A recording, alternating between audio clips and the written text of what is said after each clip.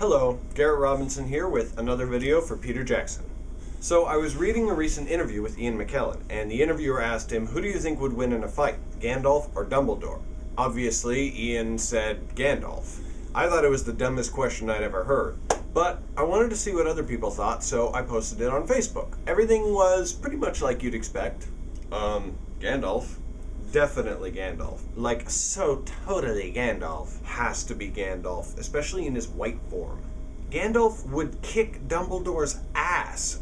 I don't even have to explain this. It's like asking why Whole Foods is healthier than McDonald's. Then, somebody comes along and says Dumbledore, and tries to defend his position. Are you insane? Gandalf would own Dumbledore. I mean, he would pwn him. Gandalf defeated a Balrog in single combat. What you got, Dumbledore? And then this guy on Facebook is like, yeah, but dragons are senior to Balrogs in power, and Dumbledore could control dragons with a flick of his wand or whatever. Look, are you honestly comparing a Tolkien dragon to a Harry Potter dragon?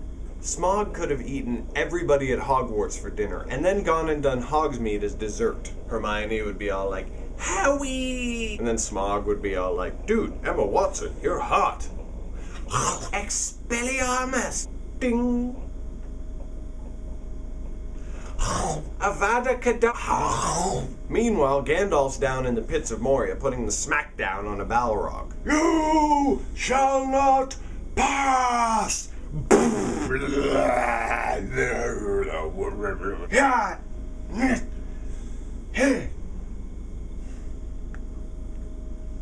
So then this guy on Facebook is like, alright, name one thing that Gandalf did that Dumbledore couldn't match.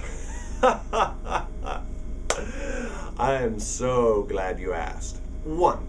Gandalf is immortal. He roamed Middle-earth for 2,000 years before Sauron was finally overthrown. He's not a man, he's a higher order of being known as a Maiar, who are second in power only to the Valar under the High God Iluvatar.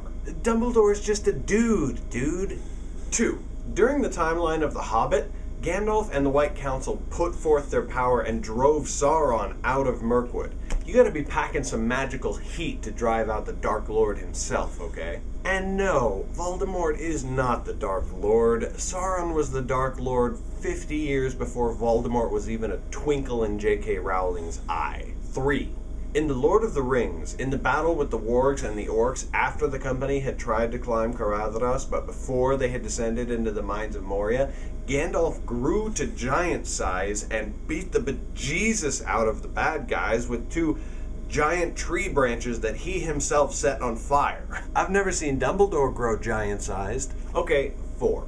While Aragorn and the Hobbits were making their way to Rivendell, Gandalf single-handedly defeated, or at least fended off, all 9 of the Nazgul on Weathertop by summoning fire and lightning for a full night. I'll give Dumbledore this, he could probably summon fire or lightning, but keeping it up that long?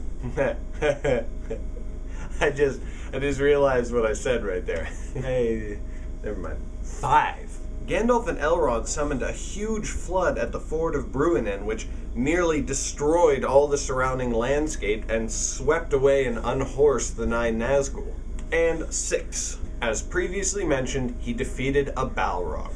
Gandalf battled the Balrog for 2 days and nights on the peak of Ziraxagil before finally casting him down to his death. I don't care what you say, nothing in the Harry Potter universe even begins to compare with a Balrog.